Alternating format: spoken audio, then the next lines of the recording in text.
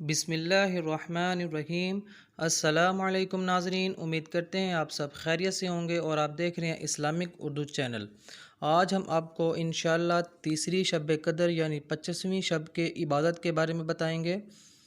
عبادت نمبر 1، 25ویں شب کو 4 رکعت نفل 2 سلام کے ساتھ پڑھیں اور سورۃ الفاتحہ کے بعد سورۃ القدر 1 بار اور سورۃ الاخلاص 5 مرتبہ پڑھنی ہے اور سلام پھیرنے کے بعد 100 مرتبہ کلمہ طیبہ پڑھنا ہے۔ کلمہ طیبہ لا الہ الا اللہ محمد الرسول اللہ۔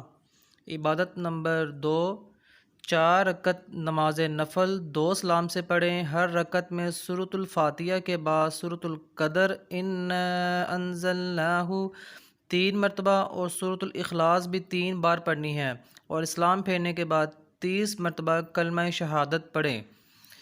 کلمہ شہادت اشہد ان لا الہ الا اللہ وحدہ لا شریک لہ واشہد ان محمدا عبدہ ورسولہ۔ خاص وظیفہ 25ویں شب۔ وظیفہ نمبر 1، 1 مرتبہ سورۃ فتح پڑھنا ہر مراد کے پورا ہونے کے لیے بہت افضل ہے۔ وظیفہ نمبر 2، 1 مرتبہ سورۃ دخان پڑھنا قبر کے عذاب سے بچاتا ہے۔ حضور علیہ السلام یہ سورت ہر رات کو پڑھا کرتے تھے۔